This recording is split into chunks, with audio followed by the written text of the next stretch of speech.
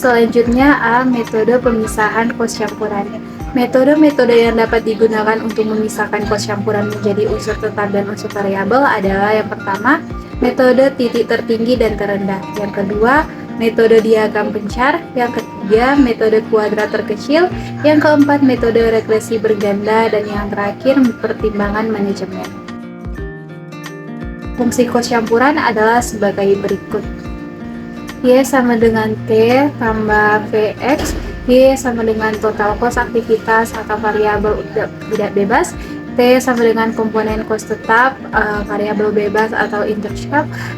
V komponen kos variabel atau variabel bebas, dan X aras aktivitas. Selanjutnya B, metode titik tertinggi kurang titik terendah.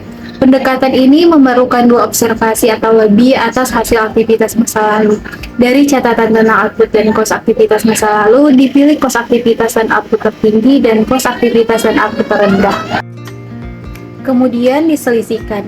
Tarif kos variabel diperoleh dengan cara membagi selisih kos aktivitas dengan selisih output. Kos variabel adalah perubahan kos aktivitas dibagi perubahan aktivitas, sedangkan kos tetap diperoleh dengan mengurangkan kos variabel dari total kos. Bisa dilihat pada tabel 2.2, yaitu data volume aktivitas dan total kos aktivitas peti kemas. Bisa dilihat dalam tabel 2.3 penentuan unsur tetap dan variabel kos aktivitas peti kemas. Kemudian selisih kos dibagi dengan selisih aktivitas sehingga diperoleh komponen kos variabel persatuan aktivitas. Dan dari tabel 2.3 perhitungannya sebagai berikut. Pada tabel 2.4, data kos setelah dipisahkan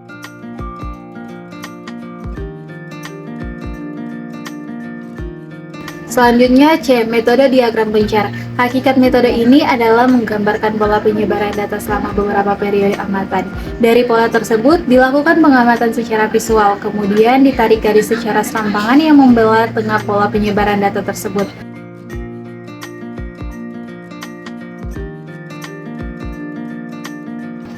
Data pada tabel 2.2 setelah diplot pada bidang grafik dengan metode diagram pencar tampak pada gambar 2.10.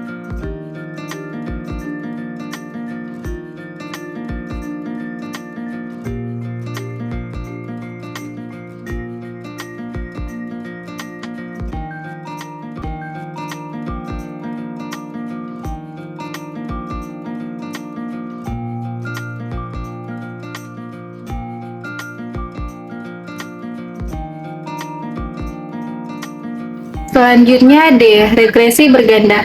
Prinsip pemisahan metode LS sebenarnya tidak berbeda dengan metode regresi berganda.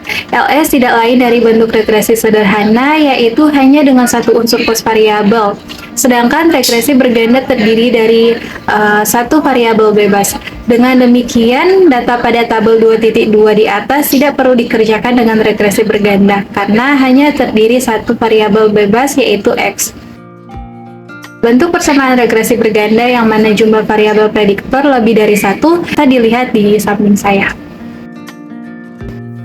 Selanjutnya E. Pertimbangan manajemen. Pada akhirnya, acap kali seorang manajer menggunakan pertimbangan dalam memperlakukan kos yang terjadi di unitnya. Pertimbangan ini umumnya didasarkan pada pengetahuan dan pengalamannya di masa lalu. Dengan pertimbangan matang yang dimilikinya, manajemen yang dengan cepat menaksir atau memutuskan berapa persen porsi kos tetap dan berapa persen porsi kos variabel. Umumnya, metode ini sering digunakan ketika kos campuran memiliki proporsi persentase yang rendah dibandingkan total keseluruhan kos.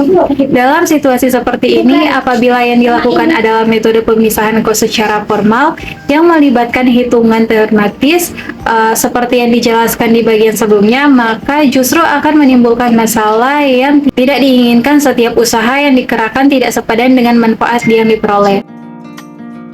Dalam praktiknya, metode inilah yang justru banyak digunakan. Para manajer cukup sekadar menggunakan dasar pengalaman dan observasi hubungan antara kos di masa lalu untuk menentukan beberapa proporsi kos tetap dan kos variabel.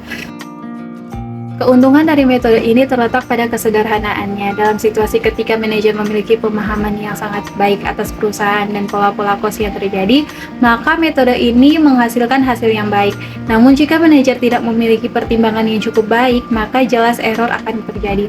Sehingga penting pula untuk mempertimbangkan pengalaman manajer, potensi error yang terjadi, serta efek yang dihasilkan dan error tersebut terhadap keputusan lain yang berkaitan.